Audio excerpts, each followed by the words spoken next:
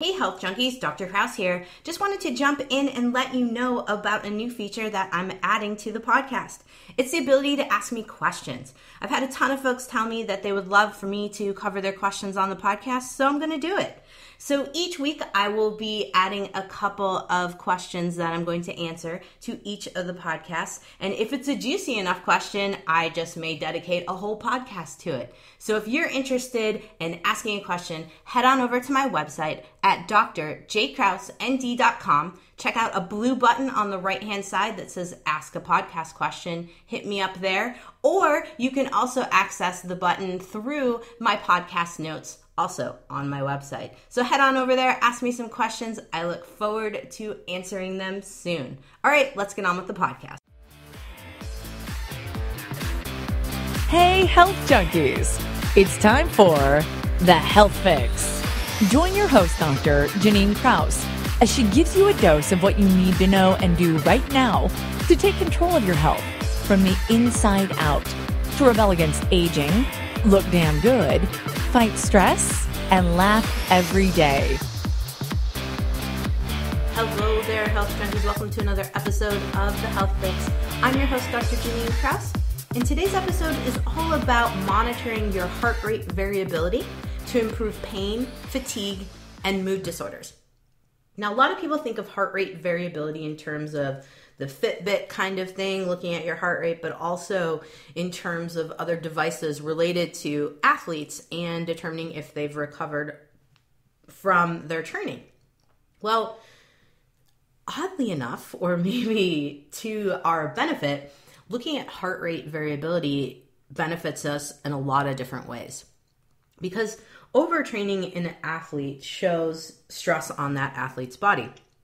You don't have to be an athlete to have stress effects on your body. It does become worse when you are an athlete and you have lifestyle stress stuff too, but as a regular Joe, you have a lot of different ways that your body's screaming out basically and telling you, hey, there's a problem here, you need to help me fix it. But unfortunately, a lot of us are not too in tune with our bodies, or when our heart rate speeds up, it makes us anxious and we get nervous, and then we end up going down these black holes of, oh my God, am I dying? Am I having a heart attack? What's happening? Or we might be going down those lovely Dr. Google and YouTube and internet holes, freaking ourselves out, because unfortunately what you see on the internet is the worst case scenarios of what's going to happen with these situations. And too many people come into my office completely freaked out when they can't get their blood pressure under control, when they can't get their heart rate under control. And honestly, it's just a sign that your body's like, hey, hello, I'm here, and I need you to communicate with me and help me fix this problem. So what is it when our heart rate doesn't respond well? Well, what this is it's not actually, this heart rate variability isn't really the measure of just your heart rate. It's actually the intervals between your beats of your heart. Now, when someone is stressed, they commonly will have irregular heartbeat patterns, something called premature ventricular contractions, otherwise known as PVCs. And what these are like little contractions before the big lub-dub. So it's almost like the heart's trying to beat, but then it can't, and then it does, and then it can't fully, and then it does. It's a disordered mechanism of heartbeat. Now, will premature ventricular contractions kill you?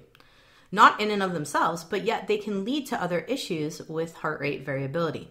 And these are kind of some of the warning signs that your body will give to you that something's not right. So monitoring your heart rate variability is really great because it can help you to dial in your health. It can reduce fatigue and pain. It can also improve your focus and mood and your social life. Now that might sound really bizarre and like, how the heck are all these connected?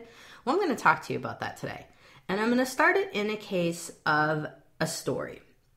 Because for me, I like to talk about healthcare in terms of stories because it just is more relatable, I think, but also because you might be this person or you might identify with aspects of this particular individual. So very commonly in my practice, because I work with pain management a lot, Two, because I'm a naturopathic doctor, and unfortunately folks who slip through the conventional medicine cracks end up in my office trying, desperately and searching desperately to find answers to their issues. And in my office, I've probably mentioned multiple times before on this podcast, I do tend to have some pretty complicated patients. And heart rate variability monitoring can be extremely useful for some of my patients who are extremely fatigued, who are just in a lot of pain. So fibromyalgia, chronic fatigue syndrome with that, put menopause on top of that, put just feeling grumpy and sad and angry. And most of the time these folks, because of their situation, that they're not happy, they're hating life, they're just grumpy, they lose a lot of their social connections. And so they're disconnected in life, they're isolated. And this to me happens over and over again with a lot of people I see. I do know, actually. I say I don't know. That's not true, because today we're going to talk all about that connection. I don't understand how people have let it go this far. Let me put it that way. That's what it doesn't, and my heart goes out to these folks. And so that's part of the reason why I do this podcast once a week, is because I'm trying to put out to the universe these little signs our body tells us, like our heart rate speeding up and slowing down and not being able to adjust after a stressful event. These are little signs that a lot of people experience before big issues happen, like chronic fatigue, chronic pain syndromes, heart disease even, depression, anxiety, social isolation, hermit status, if you will. And so I really want folks to kind of think about this particular patient. So the one in particular that I'm going to dedicate this podcast to is a patient of mine who is in her early 50s. She came into my office hobbling, just lack of energy, just really apathetic, just like what you would describe as a lump on a log kind of appearance, and just dressed frumpy, just sad, and every time I see a patient like that, it breaks my heart, because I know that there's someone inside there that wants to get out, that doesn't want to be this sad person. On top of it, she's grumpy, and she's short with me. She's not particularly nice to me. She's basically there to see if I've got something for her to help her, and if I don't, she's going to move on, because she jumps through doctors very fast if no one can find something wrong with her.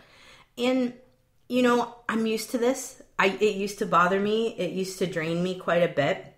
This would be the type of individual that could be an energy vampire. But I have this inner drive to go, okay, we've got some things we can fix here.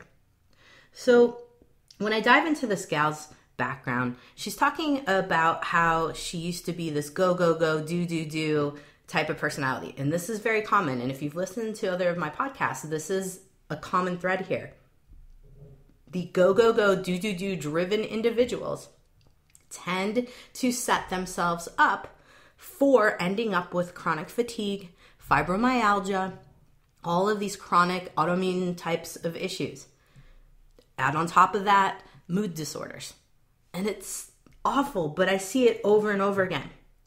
And the common link with all of this is that individual pushed themselves to the limits, didn't pay attention to their body signs of stress, just kept going. And some of it may not be fault of their own. Maybe they had different life situations they had to deal with. But the bottom line is, this is an individual whose fight or flight system became dysregulated. The autonomic nervous system became dysregulated.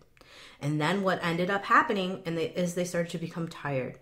Their digestive system became trash. They weren't absorbing nutrients like they used to. They started to gain weight. Maybe they were runners before. By the way, that's a common thread here. Anybody who loves to run tends, and who is a go, go, go, do person, tends to also have a common thread with somewhere around menopause, that the body's ability to be able to handle stressors and the fight or flight response, keeping in check, it just hits a wall. And I do know that is because menopause has a lot to do with hormonal balance. It has a lot to do with our adrenal glands, and really how you are headed into menopause. The healthier you are before you hit menopause, the better off you're going to be as you age. But these are the folks who just didn't take care of themselves. Chances are they were running to try to get that endorphin high, try to get their heart rate back in check. Because exercise does help with your heart rate. Sometimes we have that drive that tells us we got to exercise, we got to do something. But yet, these folks struggle with that ability to do something and be too tired to do something about it. And so the immune system, the digestive system, and the nervous system start to become more and more dysregulated. Now, that all starts to play into brain center dysregulation. And now we end up with mood and motivation issues. So what seemingly starts with a little bit of heart rate issues in terms of panic attacks, the heart speeding up, things of that nature, jumping when there's loud noises, not being able to calm down after being stressed, starts to cause more issues. A lot of times anxiousness and digestive issues go together, but also will end up with autoimmune types of conditions. And sometimes it can go back and forth between the autoimmune types of conditions and the nervous system issues. Nervous system issues could be chronic pain, but it could also be that mood and motivation. So bottom line here is that long stress over time interferes with the brain centers, and we end up having trouble regulating mood and motivation. So we become more and more depressed, more and more antisocial, and more lumps on logs, which in turn turns us to be grumpy, because a lot of these ladies who come into my office who are telling me they've gained 40, 50, 100 pounds since their 40s, when they stopped running and they were happy and life was great before, and then they hit a wall. This is over and over again in my practice, and it just makes me so sad, because it doesn't have to be that way if you can listen to your body's triggers, that it's like, hello, help me, I can't balance myself out anymore.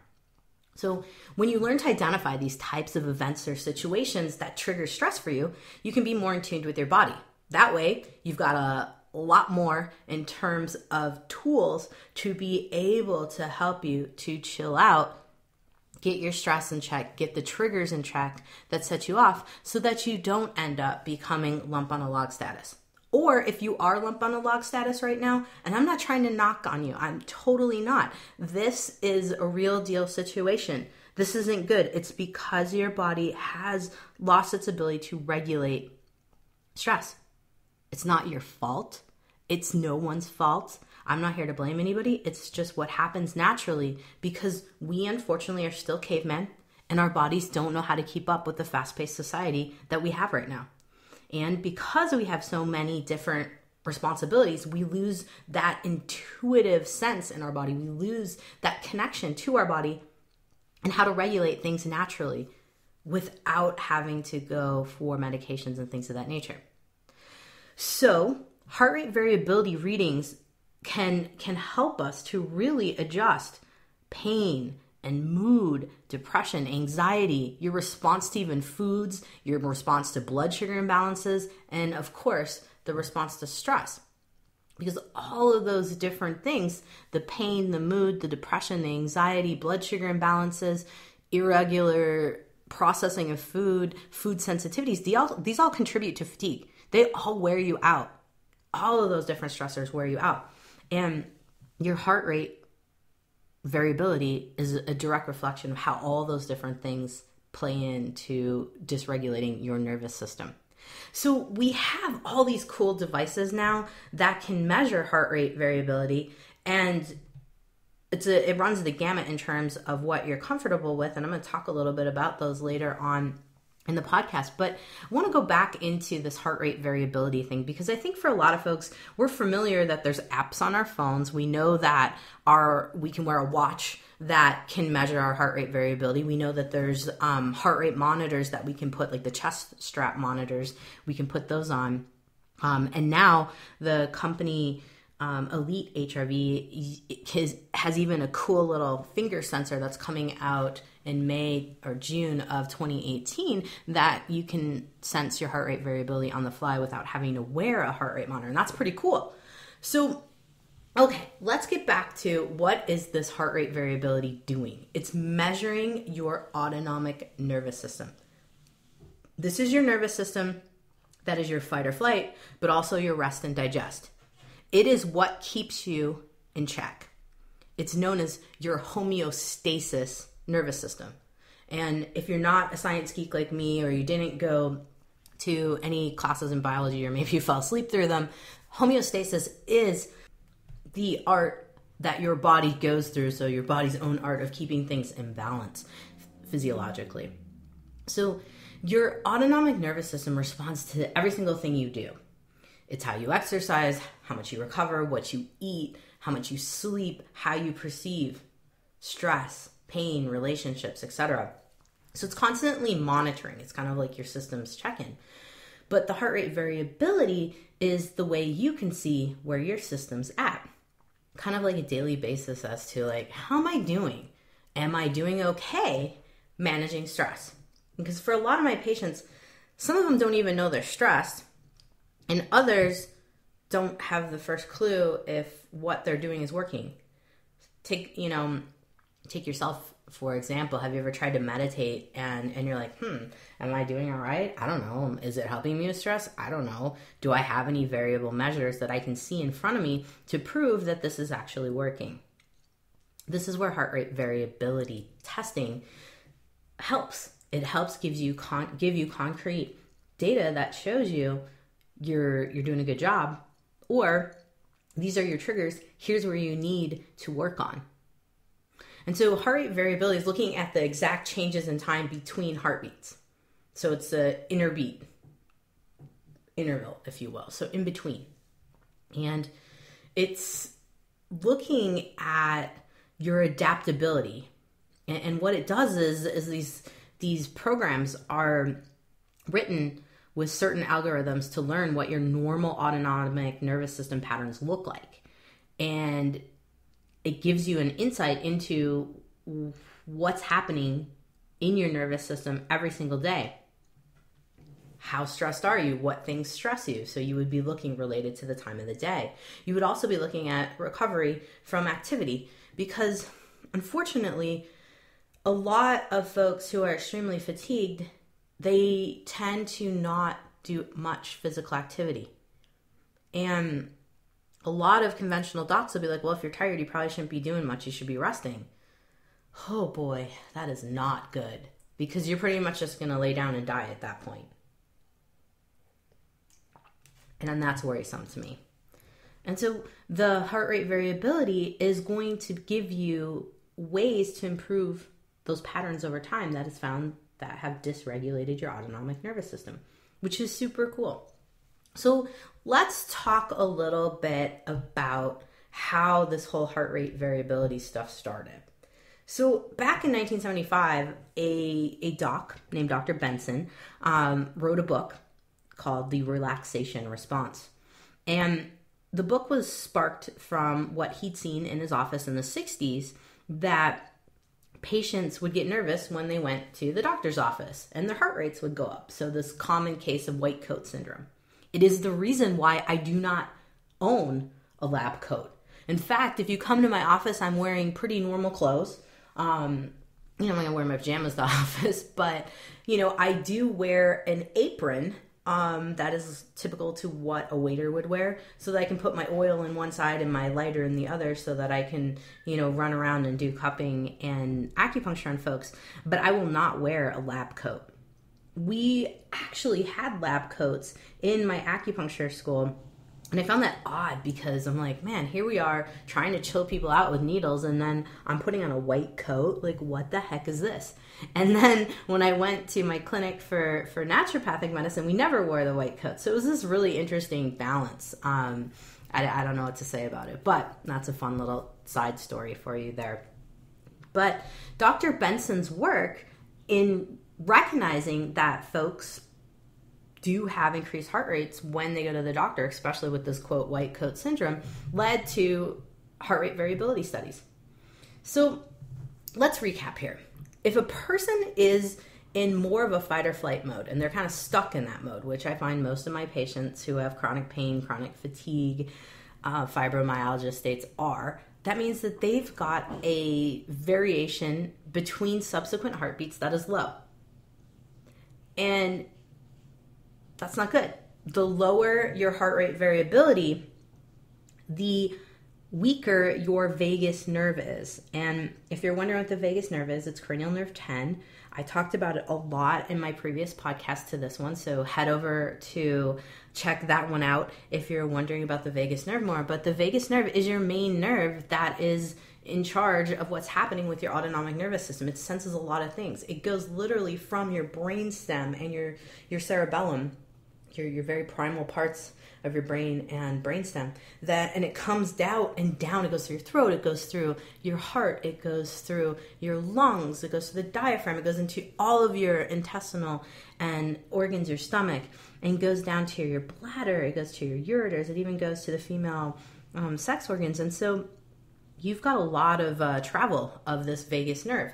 And this vagus nerve is what is sensing from the body what's up, takes message up to the brain, and the message comes back down from the brain, and we decide what to do about these particular stressors. And so because the vagus nerve has a lot to do with your heart rate, it is directly connected to your heart rate variability. So someone who has good vagal tone is also going to have what we call a high heart rate variability, meaning that this individual is going to be able to switch gears really quickly between stressed and not stressed. Whereas those who are constantly stressed have low vagal tone or a low heart rate variability, they get stressed and they can't recover as well. They stay in that mode for longer. The theory here is that healthier individuals, so folks who have a healthy autonomic nervous system, is one who can change gears quickly between stress, not stress, stress, not stress. And over the past few decades, we've seen research showing this over and over again, and in particularly the relationship between low heart rate variability and mood disorders, and in particular worsening of anxiety, depression, social isolation. The other thing that's been highly associated with low heart rate variability is an increased risk of death and cardiovascular disease. One of the other interesting connections here is that we have a neurochemical known as oxytocin. It is the neurochemical that is released when we feel happy and loved.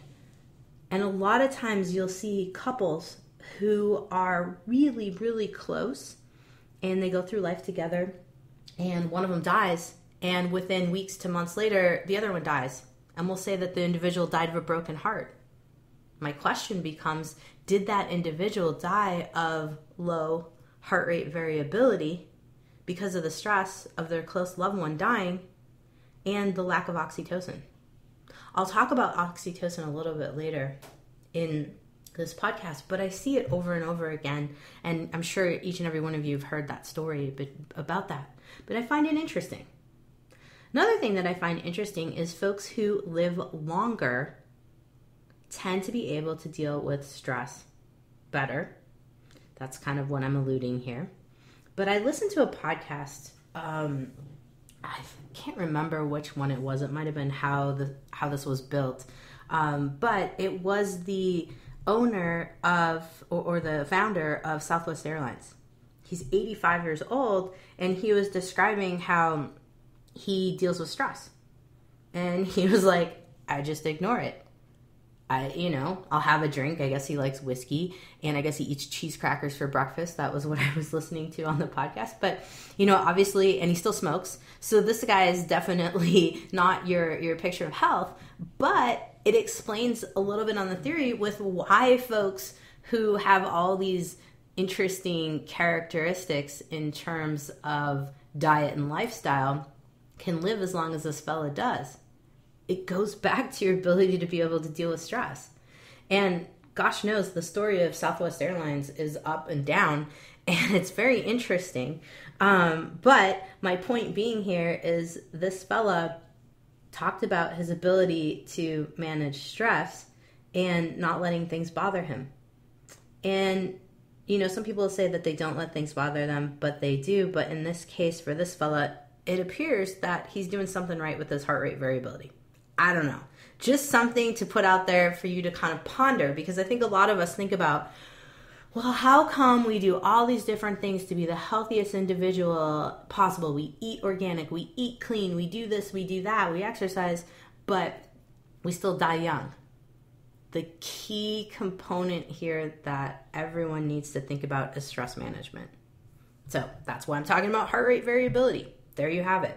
All right, so let's jump back into the podcast. I am definitely digressing a little bit today. So what compounds this is if your heart rate variability is low, meaning you are stuck in fight or flight response, you can't get into the rest or digest very easily, you basically just can't chill out very easily, then that combined with you are inflamed, meaning you've got chronic pain, you have chronic gut issues on top of that. Maybe you have rheumatoid arthritis, maybe you have osteoarthritis, maybe you have skin conditions like eczema or psoriasis.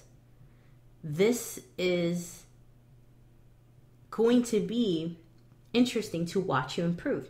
Now, how does that go? Well, basically, if you improve your low heart rate variability and you turn it into a high heart rate variability, guess what? You're going to lower your inflammation. And I've seen this over and over again.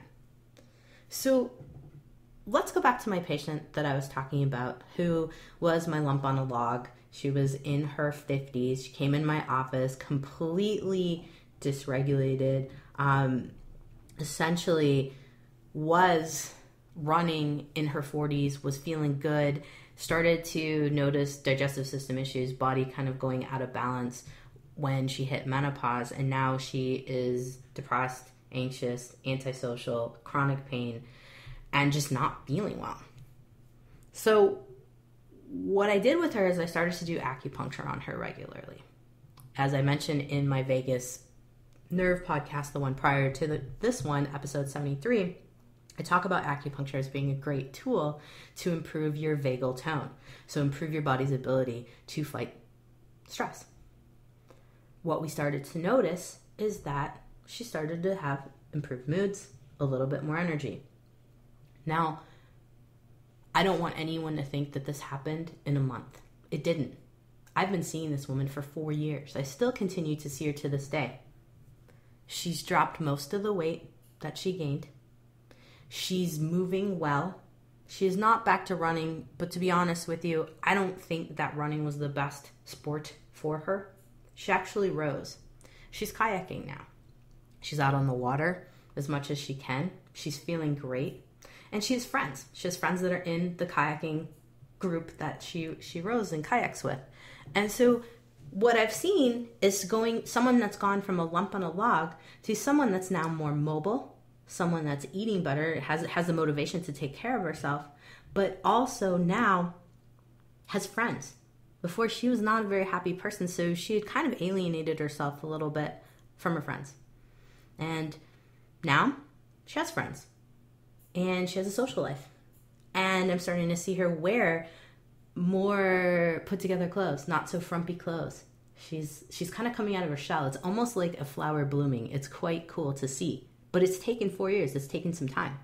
And in that time, we've been working on her heart rate variability. We worked with the Muse. This is a device that I talked about, the brain sensing headband. She's been using that. She also has her heart rate variability sensor, which in her case, we chose to use a watch-based type of device, not a band that goes around the chest. But the watch is doing well for her because it's telling her when to breathe, it's telling her when to walk, it's telling her, when she needs to move, it's telling her when she's not doing well with sleeping. And all of those different data points are playing in to helping her with their overall health. Now, we started with a Fitbit with her, and then we switched to a device that's known as the Whoop. It is something that has been used in the CrossFit community for a very long time. Or not a very long time, but for the last year and a half or so. It's more of an expensive device, and I don't often recommend it first. In fact, my favorite is using the Elite HRV devices, but we didn't have the finger device that's coming out now, and she didn't really want to wear the chest monitor because of her size. And that's something to keep in mind. The heart rate monitors that go around the chest can be super compressive if you are a larger individual. So for her, the watch worked. And we met on a monthly basis at first, and then we broke it out to every 3 months, and then we broke it out to every 6 months in terms of talking about her goals and how she was doing. She also met with a nutritionist. She met with a counselor to help her to work through her fight or flight responses. And in particular, she met up with a counselor who worked with skill-based counseling, not just talk-based. This is skill-based, meaning you have a stressor, this is how you deal with it. And I was working with her to look at her heart rate and notice when things, so that variability, noticing the connection between certain stressors throughout the day. I also would have her do a journal, everything she did in a day, and also the types of food she was eating in a day. And we did this for probably over a year, which you might be thinking that's nuts, but you know what? If you know what you're putting in your mouth and you know what times you're putting things in your mouth, you can get a real good sense of what you might react to and how much you're eating. So data is king here. And with this gal, we did a lot of data tracking, and it took time. Thank goodness for MyFitnessPal. Thank goodness for a lot of these free apps that are out there. But she's really starting to come along, and it's like a flower opening up. I can't express my feelings on it other than it's like this whole new person, and it's really cool to see. Now, do I get this response with 100% of my patients? God, I wish I did. No. This gal was very dedicated, very motivated. And here's the thing. If you are willing to make the change and you're willing to put in the time to figure your body out, it's going to give you all the signals that you need to help get you healthy. All you need is a couple folks to motivate you around along the way and help you with modulating your response to those triggers. Once you get that down, it's all good. So let's talk a little bit about people with high HRVs. So those folks who are really adaptable to stress. These are your folks that are going to have a greater cardiovascular fitness. They're the ones that are going to be able to sprint really fast, then slow down and walk and sprint and run. And these are the folks that are going to be more resilient to stress. And these are the folks that are typically going to be younger, because unfortunately, as life goes on, we tend to not listen to our body and push it to the limits. That is why these folks that these gals in particular that I see that are going into menopause, if they were runners before and they were pushing with the running to try to, work out some of their stress, they pushed it too much. They ran too much, in addition to life and social events and taking care of kids and possibly parents and things of that nature. The amount of things just compounded. Top that off with maybe a divorce in between, and you've got a whole storm of things that are going to cause issues. But it is truly fascinating to me to see how watching the heart rate variability changes, and as you incorporate in more of the things that you need to do to modulate how stress affects you. So I'm a person who loves data. I love numbers. And it's a great way, looking at heart rate variability is a great way to be able to figure out how different stressors affect you and how you react to your environment, but also your emotions, your thoughts and feelings. Because I think for a lot of people, we're still stuck in the thought process of, well, I'm still alive and moving. Stress hasn't gotten me yet. But we don't think about the day to day. I have so many people who'll come in my office and say, I'm not stressed. I don't feel stressed. There's nothing wrong with me. I'm great. But my stomach hurts all the time. This happens, that happens. And you're like, okay, you're just not as connected to your body, and we just got to get you connected. And so I just love heart rate variability testing to be able to help folks to connect back with their body. So let's talk a little bit here about the social aspects of what happens with folks in terms of disconnecting from their social contacts and stress. Now, one of the most profound studies that just came out in March of 2017 was a University of Pittsburgh School of Medicine study that found that young adults in the US who use social media more often than other peers found that they were more socially isolated. And so the more we socially isolate ourselves, the lower heart rate variability we have. In 2009, a study in health psychology showed that participants in that study with symptoms of depression who felt socially isolated had lower HRV. And so when these individuals in that health psychology study engaged face-to-face with family or friends, guess what? Their parasympathetic response to HRV increased. So they started to have a higher heart rate variability. So one of the things that I want folks to think about in this case is a lot of times we give up time with family members to work. We give up time with friends and social connections to work. And guess what we get out of it? More stressed, lower heart rate variability. So what I'm saying here is that sitting on your computer liking a bunch of things on Facebook might not be helpful for your overall health. Calling a friend, meeting your friend to go out for a walk might be the best damn thing you could do for your health.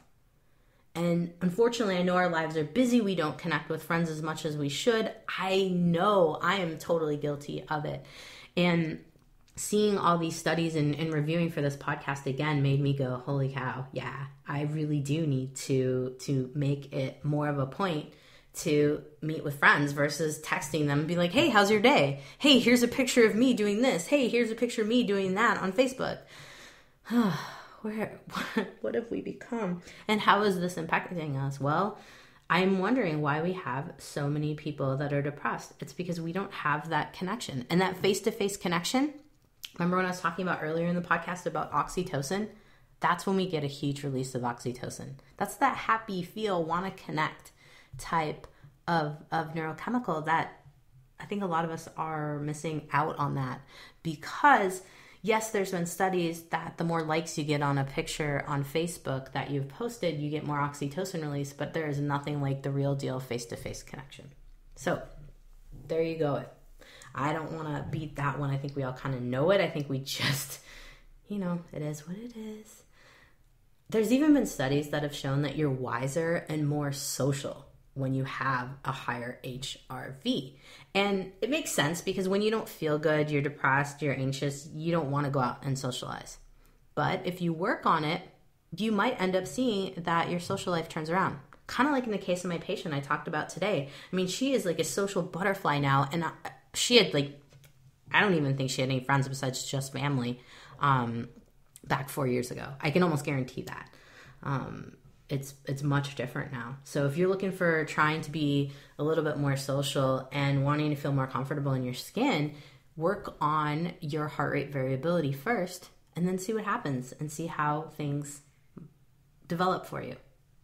So let's talk about heart rate variability for a second here in terms of the devices that are out there.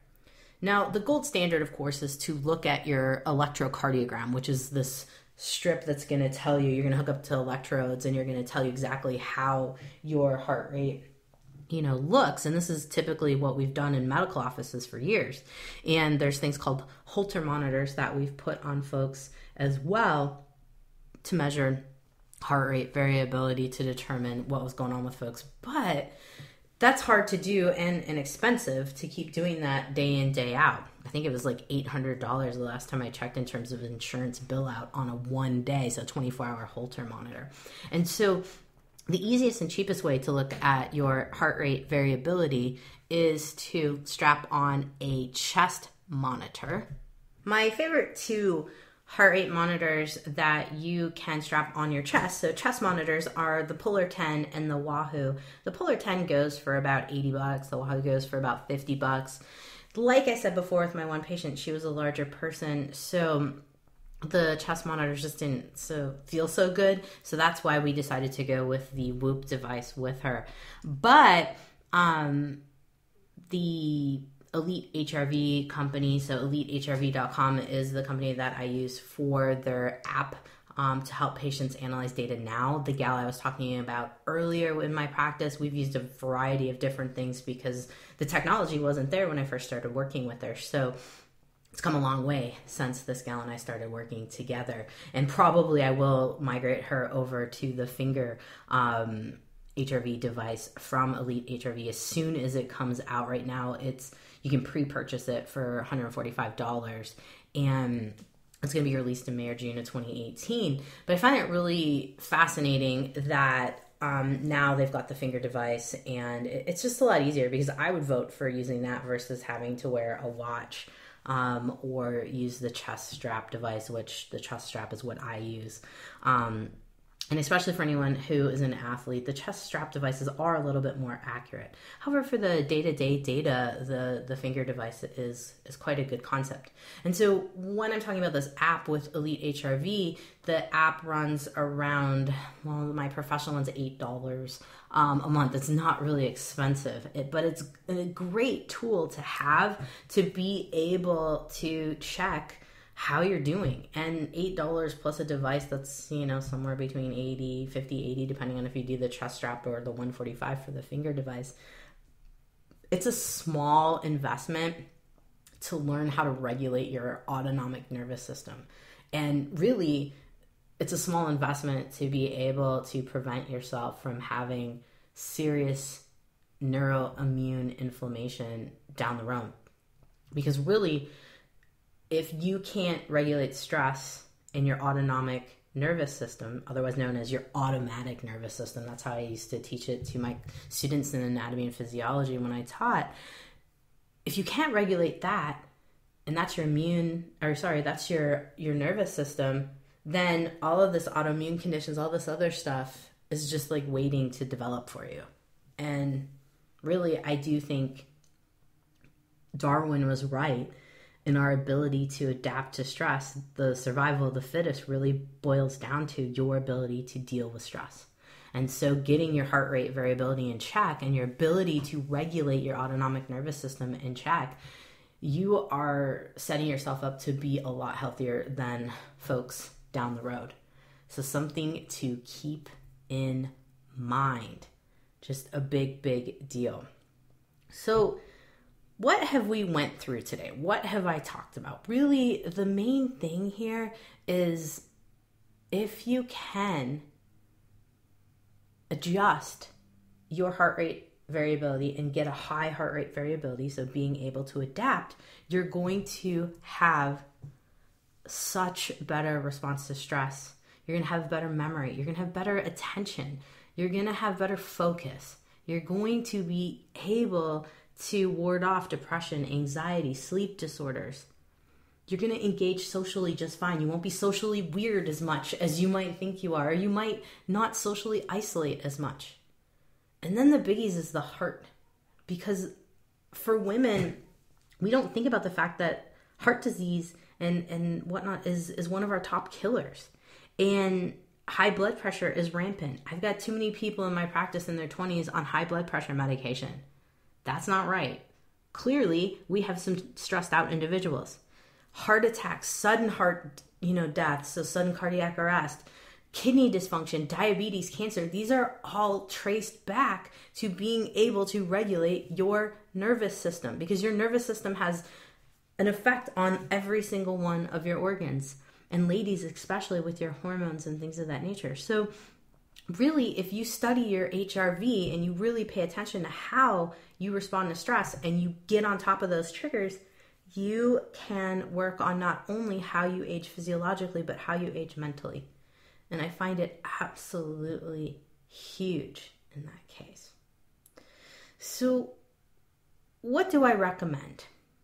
Well, there's a couple different folks out there online who have talked about what to do to regulate your vagus nerve and your heart rate variability.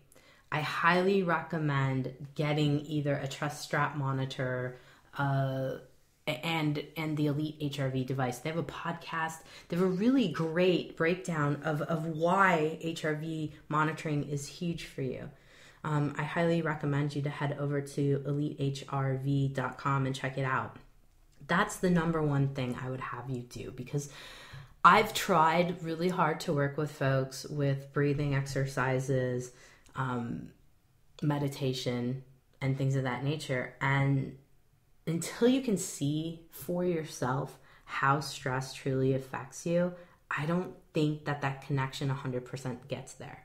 Yes, I've had people who I've worked very diligently with to help with this connection, and we've done awesome. And I'll be honest, the woman I talked about in this podcast, I did use herbs, nutrition, and some supplements in terms of some nutraceuticals, so vitamin supplements to help get her to where she is today. And I do think that for a lot of people to be able to deal with stress, you should see either a naturopathic doctor or a functional medicine doctor to help you with give you like a step up on your response to stress. Because I do think that we need some herbs such as Siberian ginseng, holy basil, ashwagandha, rhodiola, Romania root. Those are like my favorite herbs to help us to adapt to stress. I really do think that they're useful, and having someone who's knowledgeable, even an acupuncturist who has been trained in herbs, can be extremely useful in this case. By that being said, getting yourself an acupuncturist. Acupuncture is phenomenal. And I do think in the early stages with the gal that I talked about in this practice, or in my practice, who I helped turn into this amazing blossoming flower, I mean, she did it herself. Let me just put it this way. I didn't help. I guided. Excuse my words. I guided her to do this. But like, wow. What I'm looking at is the acupuncture, I think, very beginnings was crucial to helping her autonomic nervous system. Now, folks like Christopher Berglund, he is very vocal in terms of writing articles for Psychology Today about vagus nerve attenuation, and he even has a survival guide. And I have a link to that on my podcast notes at docjkrausend.com. I don't even know my own website anymore. But anyway, he is amazing in terms of his aspect here. Even Dave Asprey, bulletproof guy there, he's got some ideas in terms of working on your jaw and working on hot and cold therapy, and cold in particular.